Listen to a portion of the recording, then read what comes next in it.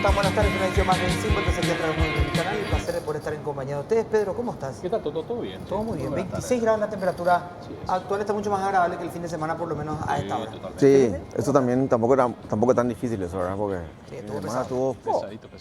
Sí, buenas tardes para todos, muy bien. Bueno, Euclides Acevedo, nuevo ministro del Interior, juró, ya está en posición de cargo, así que Ya tuvo su primera crítica ya. de la izquierda. Juan Viste que Hernández. dijo que no iba a permitir ya cierre de ruta, ¿eh? Entonces ya salieron. Sí, ahí tengo que decir lo siguiente, la famosa frase: en la cancha se ven los pingos, ¿verdad? Sí. Y Es bueno, lo siguiente. a ver. Conmigo no hay esto de cierre de rutas y demás, Sí, ¿verdad? sí, dijo. Ahora la pregunta es, y bueno, ¿y cómo hace para despejar? Y como, Ah. no, él habló de la fuerza coercitiva que tiene el Claro, Estado. pero te quiero ver cuando tengas tu primer cierre, ¿cómo lo haces? Y vamos, yo creo que Porque ahí es creo que lo sí, va a sí, hacer. tenemos la fuerza, como la anterior, tenemos la fuerza coercitiva del Estado, pero ante la luz de la evidencia, las normas deberían regir acerca del paso a paso de la política. Euclides es un viejo político, hay que ver si cumple después. Yo creo que va a cumplir porque fue bastante claro cuando dijo eso. Ojalá. Vamos a ver. Veremos, ¿verdad? Ojalá. Bueno, la Cámara de Anunciantes del Paraguay Sí.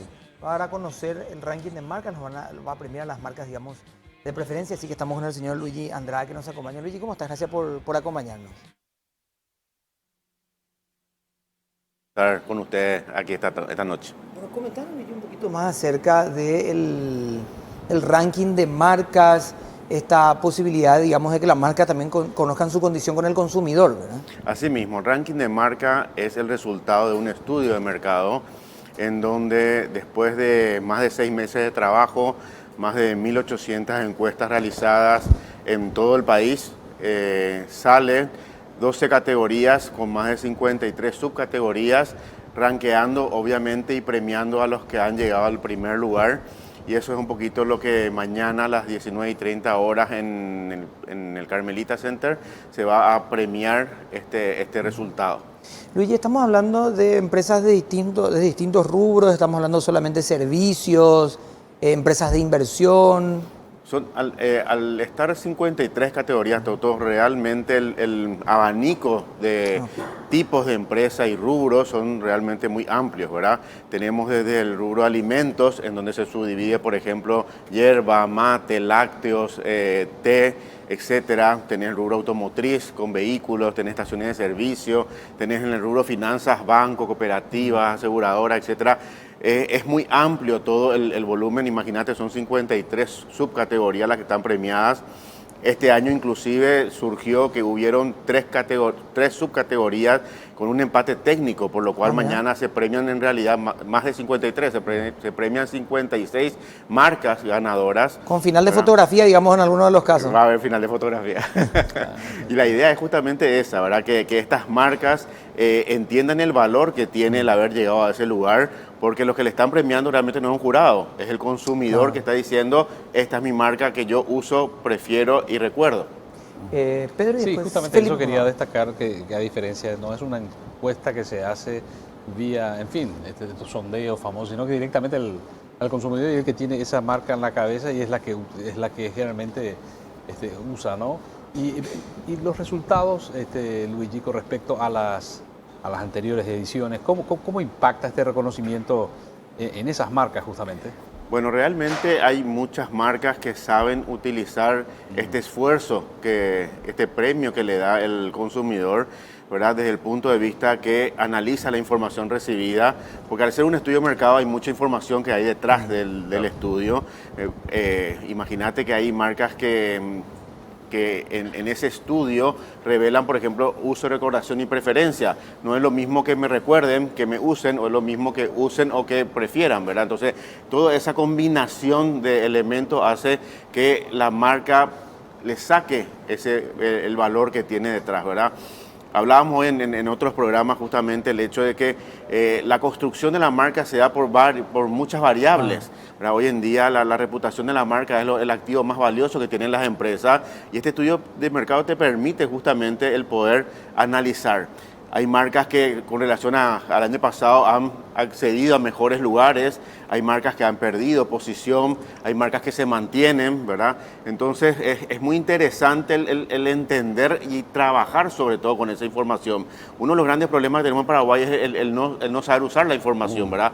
Hace 20, 30 años atrás no teníamos estas ventajas que hoy en día tenemos y qué mejor que poder sacarle el provecho a esto, ¿verdad? Felipe. Luigi, ¿se mide solamente la más recordada en su rubro, en su segmento, la número uno, digamos? ¿O hay otra vez en cada categoría, otra vez No. un ranking? ¿Cómo se mide eso? Te explico, Felipe. El ranking lo que hace es promedia las tres variables. A ver. El uso, la recordación y la preferencia. Ah, ok. Oh. ¿Verdad? Cuando los entrevistados responden, se va cargando toda la información, se va promediando y ese promedio es lo que va dando el ranking, ¿verdad? Hay categorías, por ejemplo, que tienen dentro de subcategorías 20, 30 marcas que compiten, hay algunas que tienen 50 marcas que compiten, ¿verdad? Este año me contaba la gente de Metro, que es la que hace el estudio de mercado, que se mencionaron más de 1.500 marcas dentro del estudio. O sea, el universo de participantes que están en el juego es realmente muy amplio y eso es otro dato muy interesante también de analizar, ¿verdad? Cuando vos tenés el estudio y empezás a leer, te encontrás que hay marcas que de repente que no estaban dentro de tu escenario y te encontrás que el consumidor ya lo está recordando, ya lo está prefiriendo y hay que tener en cuenta eso. Es muy interesante, por eso digo, el trabajar la información. Luigi, las empresas finalmente acceden a todos esos datos para saber, digamos, dónde están paradas, porque me parece interesante lo de no solamente recordación. Porque, a ver, algún traspliegue de marketing, alguna empresa puede hacer que sea la más recordada a lo mejor del mercado, pero que nadie la elija y menos la prefiera, ¿verdad? O puede ser la más preferida, pero la gente dice, no me acuerdo de tal marca, no me acuerdo el nombre, pero le mostrás algo y, digamos, tienen relación. Las marcas acceden, digamos, a esos datos, entonces también de paso le echan un ojo a ver cómo está la competencia. Las marcas acceden, obviamente, en primer lugar a su posición, que es la ubicación del primer lugar. A partir de ahí, todas tienen la posibilidad de adquirir el informe. Tiene un costo el informe que tiene un costo diferenciado entre las marcas que son socias de la Cámara Anunciante y las no socias. Ahora, obviamente, las marcas socias tienen un descuento del 50% con relación a las demás que no son socias. Ahora, obviamente, la Cámara trabaja en beneficio de sus socios y este es uno de los ejemplos. Cuando acceden al informe, el informe le da toda la posibilidad de entrar a investigar, porque esos tres parámetros de uso, recordación y preferencia lo podés hilar más fino, por ejemplo, por franjas etarias o por zonas del país. Entonces vos decís, espera un poco, en tal zona me están recordando más y en tal zona los jóvenes o X franja etaria me prefieren. Entonces esa es la información que es muy útil al momento de trabajar. Y también Son saben preguntas- dónde están parados, pero dónde están parados en el ranking también, si soy el décimo, si soy el cuarto, si soy el segundo. Así mismo. El estudio te da perfectamente toda la información muy completa. Perdón, ¿Cómo Felipe. se hace el abordaje de la pregunta o del estudio, Luigi? ¿Es una pregunta absolutamente abierta o uno va más o menos guiándola? ¿Es una sola pregunta? ¿Son varias que van sacando? Se hace el estudio mide de dos formas. Por un lado, encuestas telefónicas y por otro lado, persona a persona, ¿verdad? Es un cuestionario, Felipe, ¿verdad? Ok. En donde están las 53 categorías y va respondiendo de a una categoría por categoría. Una vez que tenés todas las respuestas, ahí es donde empezás a hacer los tabular. procesamientos, a elaborar la A información. tabular también. Exactamente. Por eso es muy importante recalcar de que, como les mencionaba un poquito más adelante, esto sale en base a lo que el consumidor responde, ¿verdad? Entonces es muy interesante porque el consumidor es el que te está dando la herramienta, la información, que es lo más útil hoy en día. Luigi, sí, obviamente, sin decir marca. ¿Hay alguna que, por ejemplo, sea preferida por los jóvenes y también por los mayores? ¿Hay alguna que sea para todo el público? Mira, Pedro, cuando vos siempre empezás a mirar los ganadores ya te das cuenta la enorme variedad, ¿verdad? Porque un dato interesante, por ejemplo, es la cantidad de marcas paraguayas que acceden al primer lugar, ¿verdad? Hace muchos años atrás es como que había una especie de tabú en que las marcas paraguayas no tenían, digamos, cierta calidad o cierta preferencia. Eso hoy en día está totalmente ya quitado porque muchísimas marcas nacionales hoy en día desplazan a marcas internacionales y eso ya te da pautas de que el consumidor ya toma decisiones, que es lo interesante, ¿verdad? Hay marcas, dependiendo mucho de la categoría o la subcategoría, ¿verdad? Llámese alimentos, o llámese tecnología, o llámese finanzas, ahí es donde vos te das cuenta hacia dónde va ciertas marcas, ¿verdad? Hay marcas que mantienen liderazgo año tras año, como ya les mencioné. Hay marcas que de repente han tenido liderazgo por mucho tiempo y han caído. Y ahí entran a varios factores otra vez a tener en cuenta, ¿verdad? Tener el factor de repente cómo comunican sus marcas, qué medios están utilizando. En algunos casos, cuando una marca tiene algún tipo de problema, entre comillas, le afecta directamente en su posición, ¿verdad? O sea, hay que entender, hay campañas publicitarias que hacen que las marcas crezcan, o sea, hay muchas variables que hay que estudiar. Lo importante que mencionabas hace un instante, Luigi, la cantidad de marcas nacionales que están, digamos, en el tope de la preferencia de los consumidores.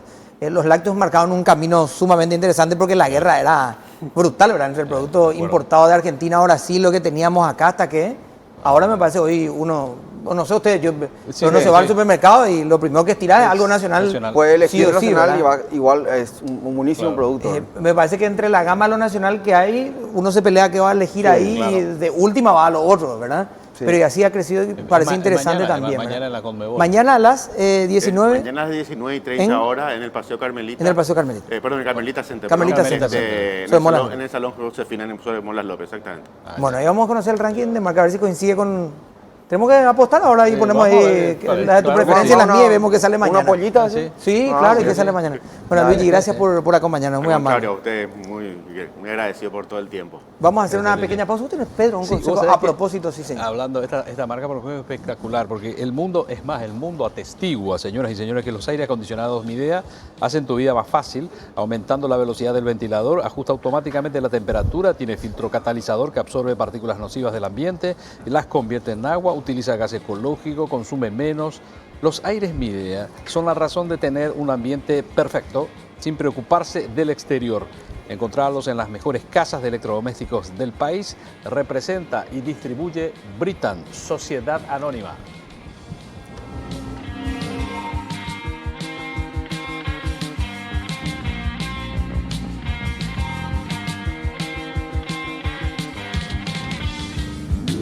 Por atención, señoras y señores, Bristol te ofrece la increíble oferta del día. Aprovecha y llévate un increíble lavarropas LG Carga Superior de 9 kilos, precio normal 18 cuotas de 205.000 guaraníes, oferta solo por hoy, 18 cuotas de 134.000 guaraníes. Reservalo llamando al 519-4000, escribiendo al WhatsApp 0991-670-000 o acercándote a cualquiera de nuestras sucursales de todo el país. Bristol, la mejor casa de electrodomésticos del país. Bueno, estamos con el presidente del INDI, flamante. Sí, nuevo de paquete. Nuevo de paquete, como usted lo decía antes por ahí. Vamos a ver si es lo que finalmente necesitaba la comunidad, por supuesto. Edgar Olmedo. Presidente, ¿cómo está? Gracias por acompañarnos. Muy buenas noches. Es un gusto poder compartir con ustedes. Mi saludo a la teleaudiencia. Bueno, más de uno hará la gran Perales. ¿Quién es él, verdad? Que dedica su tiempo libre. ¿Cómo llegas al INDI y sobre todo con qué perspectiva después de algo que vimos que yo creo fue inédito, ¿verdad? 11 horas nunca habíamos visto una movilización de este tinte, de esta potencia, digamos. Con lo emblemático del lugar también, ¿verdad? Decían que tuvo tanta fuerza porque había sectores interesados también. Exacto, en sí. estar... Dos regiones. Claro, y que se vio de esta manera, entonces tomás una institución distinta a la que ya habíamos visto por lo menos, con la problemática de siempre, ¿verdad? Así es. Bueno, yo provengo un poco del interior, soy de Coronel Oviedo, fui concejal departamental en el 2008, en el 2010 fui electo intendente municipal de esa ciudad, en el 2016, 15 asumo como concejal departamental, fui candidato a gobernador del departamento de Caguazú. Y una vez asumido el presidente de este nuevo gobierno, fui designado ministro asesor en los programas relativos a reducción de pobreza. Tuve la experiencia de haber trabajado con comunidades indígenas siendo intendente municipal, no originarios de mi comunidad, pero que sí se establecieron en Coronel Oviedo y con un enfoque fuerte en el área social, principalmente en aquel programa emblemático que tuvo el gobierno anterior, que fue Sembrando Oportunidades, en programas relativos de reducción de pobreza. Posteriormente, hemos tomado esa misma bandera con el actual gobierno, trabajando muy de cerca en los programas relativos a pobreza con enfoque en comunidades indígenas, lo que me ha permitido tener la confianza del señor presidente de la República y hoy he tenido la designación, que para mí es un gran compromiso y una gran responsabilidad de poder llevar adelante esta gestión, también en un momento álgido, crítico dentro de la institución. Es momento de revisar la naturaleza del INDI. Yo hace poco leía un material en donde en la introducción abordaba el tema indígena y decía, es una lucha rara, ¿verdad? Se le da prioridad pero separados, un trato de iguales pero separados, salud universal para ellos pero en hospitales, digamos, separados, presupuesto separado para ellos, pero buscamos siempre la integración. Es momento a lo mejor de analizar la naturaleza misma del INDI. Por supuesto, yo creo que hay que innovar también el INDI, tiene que ayornarse a los nuevos tiempos. La ley que rige desde la década de los 80 evidentemente requiere una revisión, por más de que hemos innovado en un aspecto muy importante que es el decreto 1039, que es de la consulta previa con las comunidades indígenas en cuanto a todos los proyectos, tanto gubernamentales o privados, de ONGs que deben implementarse en esta comunidad, requieren indefectiblemente la aprobación de las comunidades indígenas, que es un aspecto muy importante. Nos hemos ajustado a digamos, los requisitos establecidos por las Naciones Unidas en ese aspecto, pero hay una situación nuestra peculiar en lo que es la comunidad indígena paraguaya. Existe un frente que es las comunidades indígenas hoy asentadas en las urbes, que emigraron por ciertas reivindicaciones, en reclamo de ciertas reivindicaciones y que se quedaron asentadas en las zonas urbanas, con quienes debemos de trabajar de manera directa, porque también se encuentra en una situación muy crítica, principalmente en lo que yo he observado, el abandono, la exposición, el estado de vulnerabilidad en que se encuentran expuestos a hechos de prostitución, drogadicción y otros hechos ya que se expone a la marginalidad. Nos hace también un toque de atención para que tengamos un enfoque hacia el componente indígena urbano, pero sí también con una visión amplia de lo que es la problemática indígena rural. Estamos hablando de 19 pueblos indígenas que provienen de 5 grupos lingüísticos diferentes, cerca de 130.000 habitantes tienen las comunidades indígenas del Paraguay, un poco más del 65% en la región oriental y el resto está en la región occidental, lo que era la inversa en la década de los 80. Teníamos cerca del 65 al 70% de la población indígena en la región occidental, pero la explosión demográfica de la región oriental ha hecho que eso se haya invertido, ¿verdad? Pero estamos hoy asumiendo este desafío, sabemos de las fortalezas y las debilidades que tiene la institución. Uno de ellos es la experiencia, el expertise que tiene muchos técnicos indigenistas que están en la institución, pero las limitaciones presupuestarias estructurales hacen de que indefectiblemente el INDI, para que realmente cumpla su rol, debe de asumir su rol de rector de las políticas públicas con enfoque indígena, y de ahí las líneas de trabajo sean aplicadas con los diferentes ministerios y entes con enfoque indígena, ¿verdad? Pedro y Felipe, Pedro. Edgar, justamente, ¿ellos cómo te recibieron? Porque tenían entendido que ellos querían que fuera uno de ahí de su sector, ¿no? Pero después se consideró, lo que pasa es que recordás a Margarita de Meguambi, Sí. en fin, Sí. todos esos problemas que hubo internos, en lugar de favorecer la gestión, se complicaron. Casi dijiste compatriotas. Ellos no se sienten paraguayos. Por eso te preguntaba, ¿cómo te recibieron? ¿Es positivo? ¿Tuviste un realmente diálogo de tuve- entrada? Es que yo participé, primeramente he participado en varias mesas Sí. de crisis con comunidades indígenas por el rol que estaba desempeñando como asesor de la presidencia, lo que me permitió interactuar y conocer a muchos líderes indígenas. Trabajé muy de cerca con el Comité de Iglesias, que también es una institución muy cercana, una organización muy cercana a la problemática indígena. Y estuve en esta crisis última de Remanso, donde posteriormente en representación del gobierno acordamos ciertos puntos con ellos. Yo me presento no como una autoridad frente a ellos, sino como un compañero de trabajo, como un nexo y una herramienta para poder ser el vínculo de la institución con las comunidades indígenas y de las comunidades indígenas con el Estado. Ellos entienden que ese es mi compromiso, yo estoy asumiendo este desafío para poder lograr un cambio en la calidad de vida, tratar de aportar con mi experiencia y con mi compromiso también que el Estado paraguayo, por medio de sus programas con enfoque indígena, tengan un componente fuerte que permita realmente hacer el cambio que ellos requieren. Hay que entender de que hoy hay que ir evolucionando en materia de de producción, hay que innovar en materia de capacitación en la comunidad indígena, porque el sistema tradicional de subsistencia, que era la caza o la recolección, ha perimido, porque sabemos que la naturaleza se ha prácticamente deteriorado considerablemente. Y eso ha hecho ellos que tampoco quieren tengamos eso. una ingeniería diferente en cuanto a planes productivos, que yo creo que sería una de las alternativas importantes, y también involucrarnos un poco en la problemática urbana, porque existen comunidades indígenas que ya no quieren regresar, ¿verdad?, a sus tierras ancestrales.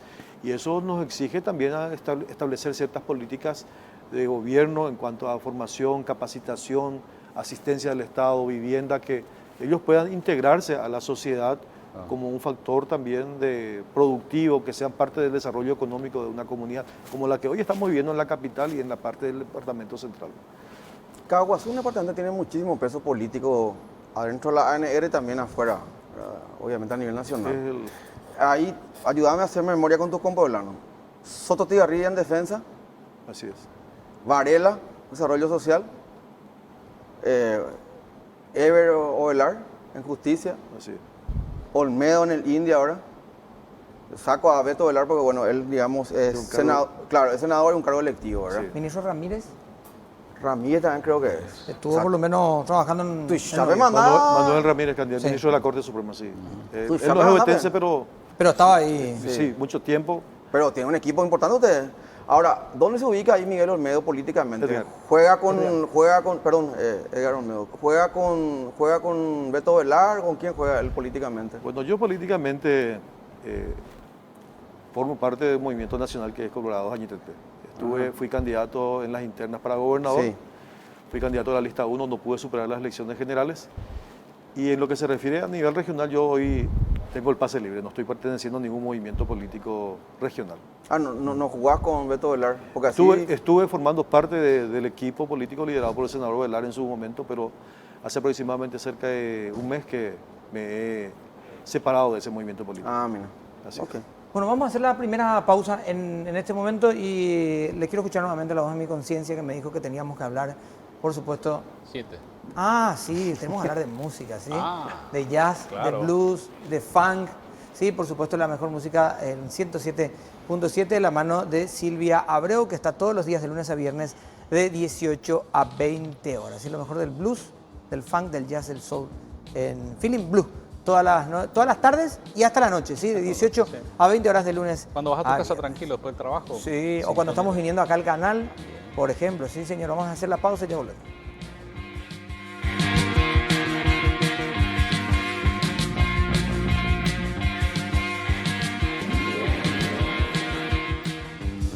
Con la moto Boxer 150 de Bayash solo te encargas del combustible, del resto olvídate.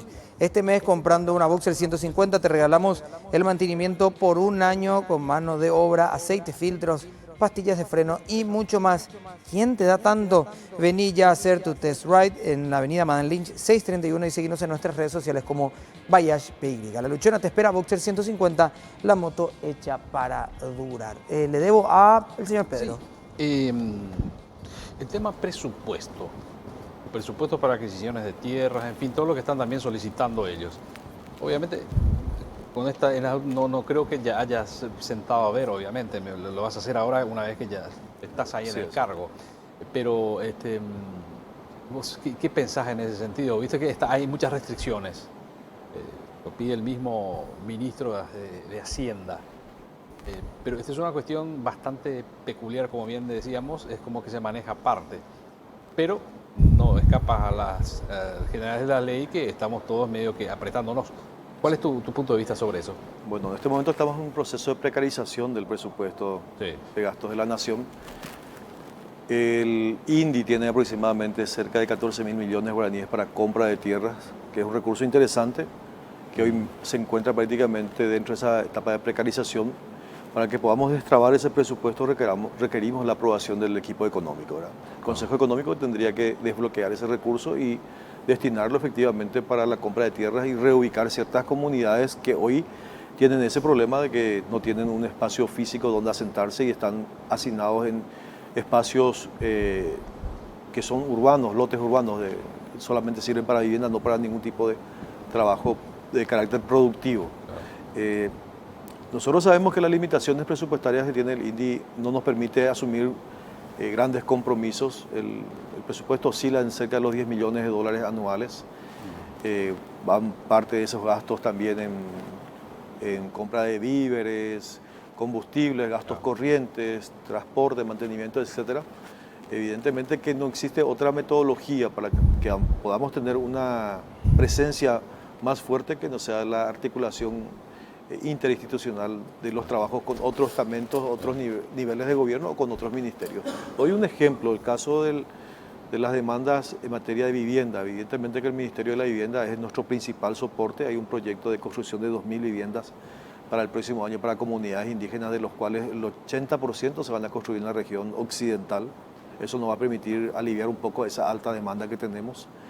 El Ministerio de Desarrollo Social, con su programa Tecoponá, está cubriendo casi el 85 al 90% de las comunidades del Chaco. Tenemos déficit en la región oriental. El Ministerio de Agricultura y Ganadería tiene un proyecto que es el proyecto PRODERS con componente indígena, que están invirtiendo una buena cantidad de recursos que nos permite a nosotros indefectiblemente tener que establecer una coordinación de acciones con ellos. Es ahí donde el órgano rector, que es el INDI, debe de tener una mayor presencia en el diseño de esos trabajos, porque muchas veces la ejecución de estos proyectos, de estas acciones propias de cada uno de los ministerios, se hacen de manera descoordinada con el INDI. Ahí es donde escapamos un poco a manejar la posibilidad de que nosotros podamos intervenir con los beneficiarios o participantes, ya que en ese diseño previo es donde se establece quiénes van a ser los beneficiados ante estos proyectos. Presidente, el tema indígena tiene, componentes políticos muy fuertes, tiene también componentes sociales, muchas veces disfrazados de políticos, o políticos disfrazados de sociales. Puede cambiar la palabra y queda lo mismo, igual queda bien. El orden de los factores. No alteraste, sí. ¿Cómo se lidia, digamos, porque vos originalmente en tu esencia sos político, tu carrera está hecha en base a la política, digamos, y cómo vas a plantear, digamos, cuando te digan, mira, tenemos que llevar una realidad a mi comunidad, porque es la comunidad del intendente amigo, del diputado que es mi socio, ¿verdad? O sea, a mí acá yo tengo un pedido, porque eso que vos me decís de coordinar política entre las instituciones, eso suena lindo. Sí, claro. Pero la realidad es que te vas a encontrar una institución que ni siquiera tiene su propio local ahora. Hoy viste que te fuiste a dar un discurso ahí, ellos estaban, inclusive los mudaron. Lo último que recordamos del INDI, una institución que fue un boquete, salieron escapados de su, digamos, de su local, un desastre, ¿verdad? O sea, ¿cómo lidias en el día a día con eso? ¿Cuál es tu espíritu un poco para lidiar? ¿Qué te dijo el presidente al respecto? Tenemos en primer lugar un fuerte respaldo del presidente de la República en la toma de decisiones que podamos realizar desde la institución. Eso nos permite tener confianza, digamos, en el Hay confianza. Yo sé que vamos a lidiar seguramente con pedidos que nacen de la dirigencia. Cada uno de sus comunidades siempre quiere llevar algo y demostrar con eso liderazgo. Es lo que sucede en política. Pero también hay que entender que no podemos jugar sobre las necesidades de un sector tan vulnerable como son las comunidades indígenas. Por ello es que dentro de este proceso que estamos iniciando vamos a recorrer los 13 departamentos donde están las diferentes comunidades indígenas, identificar las prioridades, porque sabemos que es imposible resolver la problemática de la noche a la mañana. Esto es algo muy grande que presupuestariamente nos impide asumir un compromiso que no podamos cumplir de manera inmediata. Por ello que en ese trabajo de identificar las prioridades por comunidades en los 13 departamentos vamos también a tener un orden de prioridades, valga la redundancia, que nos permita llevar directamente algunos proyectos ya como institución, y caso contrario que no podamos nosotros cumplir con esos compromisos, recurrir a lo que en esencia es el INDI como órgano rector, solicitando a los ministerios y entes a que nos den los apoyos. Vamos a recurrir a las binacionales, que sabemos son un poco la caja fuerte del Estado en cuanto a programas sociales. Muchas veces fondeamos con Itaipú o Yacineta ciertos proyectos, pero de todas maneras la identificación de prioridades es hoy nuestro principal eje de acción en breve, y esto significa recorrer en el territorio e identificar in situ las demandas que hoy tenemos las diferentes comunidades. Yo quiero cambiar la metodología de trabajo, de que las comunidades indígenas vengan a reclamar aquí en la capital sus reivindicaciones, en que nosotros desde el INDI vayamos a las comunidades, y para ello se plantea la creación de un consejo de pueblos originarios conformados en la región occidental y otro en la región oriental, donde van a estar participando los líderes de las diferentes comunidades, el gobernador de la zona donde tenemos estas comunidades indígenas y los intendentes municipales, las ONGs y el sector privado, bienvenidos sean, para que también puedan trabajar con nosotros, porque sabemos que gran parte de los aportes que vienen del exterior, ¿verdad?, lo manejan la mayoría de las ONGs. Así es. ¿Cuál es la situación financiera en cuanto a deudas, si es que tiene deudas de compras de tierra y demás el INDI? Porque hemos visto que el que entró nomás salió más o menos ahí, algunos procesados incluso, ¿verdad? Y después con el tiempo nos hemos enterado de otras cuestiones que terminaron en demandas internacionales, por ejemplo, ¿verdad? Y uno ve la población y habla de más de 130.000 compatriotas de distintas comunidades indígenas, digamos, en todo el país. Uno dice, pero desde la creación del INDI hasta hoy, cada periodo compró tierra y nunca se solucionó la cuestión de tierras. ¿Dónde están ¿verdad? las tierras? ¿Dónde están los proyectos? ¿Dónde están los programas? O sea, hay una mirada también para adentro a ver qué se hizo, como una auditoría para saber la gestión del INDI. Efectivamente, hoy al asumir el cargo me he trasladado a la institución, hemos ya dispuesto un corte administrativo, no solamente en la parte financiera, sino que en lo que generaron cada una de las direcciones durante este periodo de administración de la expresidenta Ana María Allende. Entonces le he solicitado tanto a la dirección jurídica, a la dirección técnica, a todas las direcciones, un informe acabado como un corte administrativo de gestión por cada uno de ellos, para que yo pueda tener por lo menos ya una información más acabada de lo que ha hecho la institución en este proceso desde el 15 de agosto del año pasado hasta la fecha. Con respecto a la figura del indio, en la institución desde donde el Estado paraguayo articula sus políticas hacia los pueblos originarios, que como bien decía, tiene más de 40 años, creo, Sí. la existencia, y vemos que, bueno, en fin, tiene mucho que hacer y uno se pregunta, bueno, del 100% ¿cuánto recorrió? Pero evidentemente los tiempos cambiaron también. Así es. Y yo sé que es por ahí un poco prematuro hacerte esta pregunta porque, bueno, recién estás asumiendo. Pero si en algún momento te planteaste la necesidad de reformular un poco el papel del INDI en todo esto, ¿no lo decías, hacerlo un poco más integrado al resto del país, o siempre tiene que ser algo aparte, respetando el pensamiento de las etnias? Sí, nosotros queremos marcar una hoja de ruta algo diferenciado, no solamente abocarnos en el aspecto de las demandas estructurales o de los servicios básicos que reclaman las diferentes comunidades indígenas. Entendemos de que para que podamos cumplir el cometido como INDI, requerimos indefectiblemente del apoyo de otras instituciones.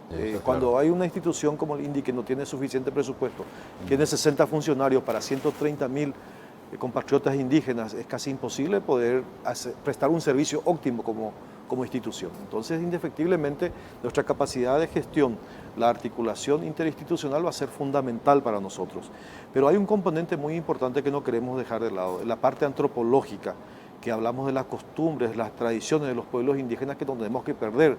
Hay una comunidad indígena del departamento de Concepción donde se está perdiendo el idioma nativo, que son creo que 3 o 4 personas nada más los que ya manejan el idioma nativo de esa comunidad indígena, a lo que creemos que también, aparte de lo que estamos hablando de una problemática integral de salud, de educación, falta de producción, etcétera, muchos otros aspectos que son deudas históricas que tenemos como gobierno de décadas.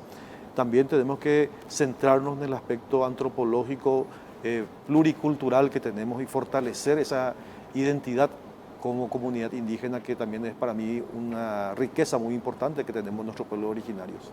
Presidente, 3 puntos concretos y bien resumidos de que puedas destacar la gestión de Allen. Para mí lo más importante y trascendental fue la aprobación del decreto 1039, que es el protocolo de consulta previa, que fue también una recomendación de las Naciones Unidas. Las cooperaciones internacionales veían de que era necesario que el Estado participe con las ONGs en esos procesos, porque muchas veces van proyectos, programas para las comunidades indígenas sin que sea necesario la ejecución de ese proyecto. O sea, era nada más que gastar sin que exista una planificación, una coordinación con las mismas comunidades, y ya tendría que verse también los efectos que podrían tener estos proyectos. Entonces, el decreto que fue promulgado a finales del año pasado, con vigencia ya en este año, nos permite darle mayor autonomía y poder de decisión a las comunidades indígenas en los procesos consultivos antes de que tanto el gobierno o el Estado como también el sector privado de las ONG puedan llevar algún tipo de proyecto en esas comunidades. Para mí fue uno de los logros más importantes de la institución bajo la administración de Ana María Allende. ¿Solo ese uno en un año? Bueno, yo veo que hubo mucho trabajo en el ámbito internacional. El Paraguay pudo tener una representatividad importante en el ámbito internacional. Eso nos permite también asumir con mayor compromiso. Se ha hecho titulaciones de tierras ancestrales que no estaban Creo bajo... que cuatro Sí, titulaciones importantes. 4 titulaciones Sí, importantes. sí. Y había procesos en camino de otras titulaciones de tierra. También hay deudas que se tenían productos de juicios internacionales que fueron honrados. Hubo algunos avances muy importantes también en la administración anterior. No todo podemos decir que estuvo mal. Yo creo que ella puso el mayor de los esfuerzos y todo lo positivo que ella pudo generar, nosotros vamos a darle seguimiento. Vamos a consolidar y fortalecer eso. El cambio de una administración, de un presidente, no significa que tengamos que cortar lo que ella inició y que haya generado buenos resultados. Y aquello que hay que mejorar, evidentemente también vamos a hacer una revisión con nuestro equipo técnico para poder darle continuidad. Estamos, perdón, el 14 de octubre del 2019, ¿el INDI en qué año está? Digamos, en el desfasaje en el tiempo atrasado, ¿en cuántos años? Porque si no tenés ni local, digamos, si no tenés... Nosotros estamos usufructuando un espacio de las Fuerzas Armadas. Claro. Yo particularmente tengo un gran desafío que es volver a instalar al INDI en su local propio. Hay un presupuesto que está también destinado para ese efecto de 5.000 millones de guaraníes que puede ser utilizado para la reforma o la mejora de ese local o construir uno nuevo. Vamos a ver cuál es lo más factible, vamos a tratar de optimizar los recursos, pero nosotros tenemos que tener una casa propia, no podemos estar deambulando de un lugar a otro, ¿verdad? Porque también perdemos identidad como institución en ese caso. Sin duda. Y con respecto, justamente hablaste de las ONGs, mueven mucha plata, hasta donde sé, obviamente, no es que Así me es. conste, sino que escucho. ¿Y cuál es tu punto de vista con respecto a estas ONGs? ¿Todos trabajan bien? ¿Tienen intereses creados? ¿Manejan más plata las ONGs que el mismo INDI? ¿Cuál es tu punto de vista sobre esto? Hay ONGs Sí. buenos como ONGs malos, por darlo así, una diferencia. Aquellos que evidentemente tienen un fin eminentemente económico, lucrativo, las ONG tienen un cierto porcentaje del manejo de la administración de los recursos, que queda por ley. Ellos creo que está entre el 5 al 15% de los fondos que ellos administran que quedan como gastos administrativos. Las ONG, gran parte de ellas manejan los recursos que vienen de cooperaciones internacionales, Claro, de sí. fundaciones. Ellas mismas gestionan, consiguen. Sí, hay trabajos que se realizaron de muy buena manera, hay otras que absolutamente no cumplieron con los requisitos ni con las exigencias mínimas de los estándares que tenemos que tener en cuanto a obras, sistemas de agua. Nosotros vamos a buscar identificar a los ONGs que realmente cumplieron en forma su labor, su trabajo. Y existe un trabajo coordinado también desde el INDI con las ONGs. Nosotros no podemos excluir al sector privado, a las organizaciones no gubernamentales en este proceso, porque es una herramienta, es un brazo ejecutor muy importante para nosotros en base a las limitaciones que tenemos. Tenemos deficiencias en algunas de ellas, pero lo único que sí vamos a hacer es buscar que esta herramienta hoy tan importante, que es el decreto de consulta previa, la 1039, realmente cumpla su rol.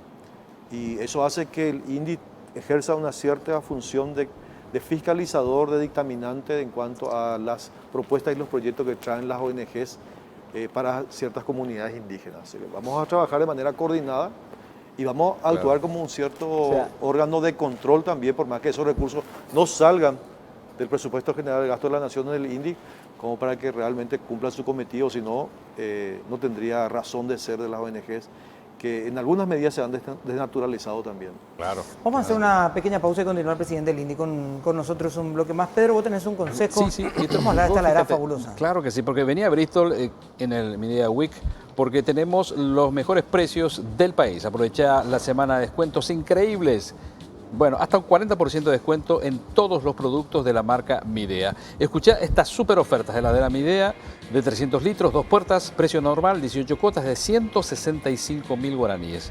Ahora, precio Bristol Midea Week, 18 cuotas de 109.000 guaraníes. Te esperamos en cualquiera de nuestras sucursales de todo el país. Llámanos al 519-4000 o escribinos al WhatsApp 0991-670-000. Bristol, la mejor casa de electrodomésticos del país.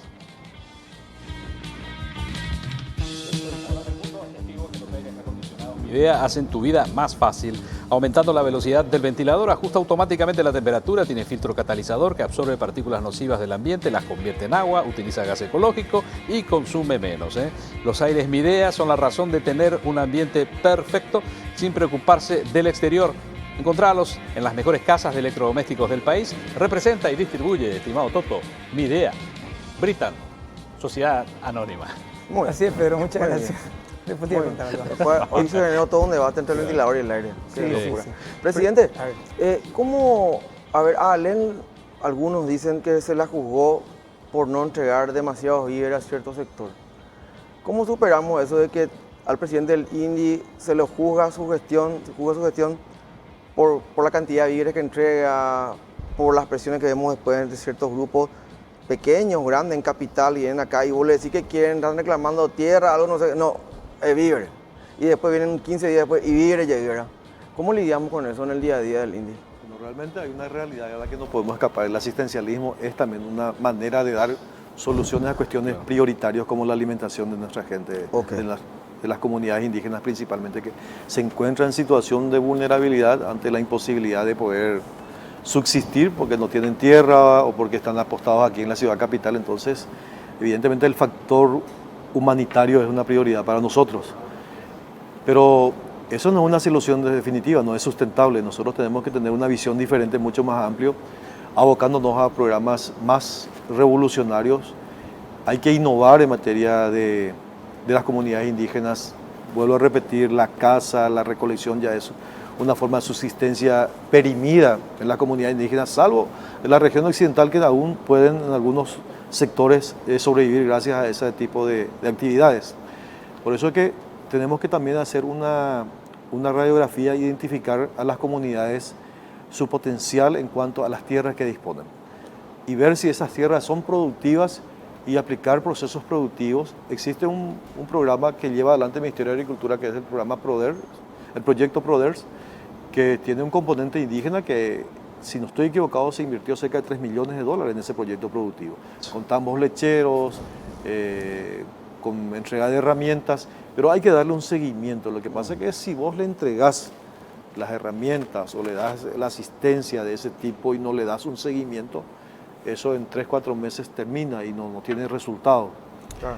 Y aparte de ello, también estamos ante un gran desafío, que es identificar todos los inmuebles que están donde están asentadas las diferentes comunidades indígenas, para ver si cumplen su cometido, el rol social, porque muchos de ellos están siendo ocupados por productores que son ya sea de granos, o están siendo ocupados de manera violenta, desplazando a las comunidades indígenas y dejándolos inclusive fuera de sus territorios. Existen varios juicios que están hoy en los estrados judiciales con chicanas que permiten que muchas tierras del INDI están siendo ocupadas y explotadas por productores inescrupulosos. Esa es una realidad a la que no podemos escapar, pero también existen líderes negativos, no positivos entre las comunidades indígenas que lastimosamente lucran con sus tierras, y eso va totalmente en detrimento de toda la comunidad. Y vemos ahí situación de pobreza, de necesidad, que hace que obligatoriamente ante esta situación tengan que venir a hacer sus reclamos acá en la ciudad capital, donde se genera un proceso de asistencia directa, que es lo que se conoce como asistencialismo en la entrega de los kits, que no es una solución absolutamente. Eso es un artículo perecedero y termina brevemente y los problemas se siguen manteniendo, ¿verdad? Presidente, gracias por acompañarnos. La verdad, por lo menos yo sentí que maneja información de la institución que nos está llegando ahí en un paracaídas, así que veremos cómo le va, porque mira que hay gente que se tiró, miró el reloj y se tiró nomás ahí, ¿verdad? Así que esperemos que sea para bien de la institución. Muchas gracias, presidente. Muchas gracias a ustedes por esta oportunidad, este espacio. Siempre estamos a las órdenes para lo que podamos también desde el INDI poder informar a la comunidad. Muchas gracias. En todo este periodo de gobierno, el primer presidente del INDI, Ale, nunca vino. Nunca vino, Ale. No, Bueno, vino ya el le fue. representante, ¿no? Ya está en su casa ahora. Bueno, chao, señores. Chao, chao. Eso le pasa por no venir.